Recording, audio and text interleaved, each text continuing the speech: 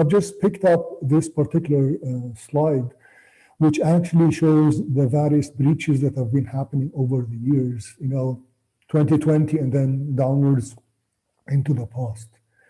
If you go to this site and click on each one of those, you get lots of details. But essentially, this just shows us how staggering the amount of leaked information really is. Okay. And more recently and more relevant to our talk today are so-called supply chain attacks. So somebody was able to compromise SolarWinds, a supplier of technology used by many entities around the world for, network monitoring, security, and what have you.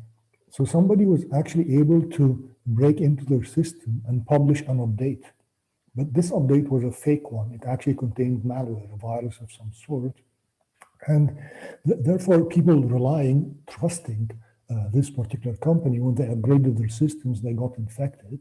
And entities included nations, big governments around the world. They also included security companies as well, like FireEye, and big technology companies like Microsoft and others. So again, this brings in the question of who's the insider, or where do we place our trust?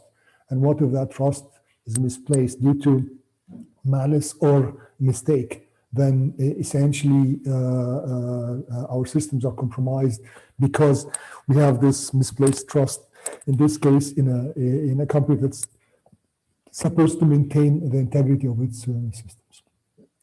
This might seem like a novelty, but it isn't really new. Actually, almost exactly a decade ago, the same happened with another famous security company, RSA, where attackers were able to break into it via phishing attack to infect their systems. The target was not RSA itself, but again, was one of the companies relying on it, the conglomerate Lockheed Martin at the time. And essentially, those would-be attackers wanted to break into Lockheed Martin. They couldn't. So they broke into RSA, stole some secrets that enabled them to figure out how the Lockheed Martin folks were securing their systems, and then use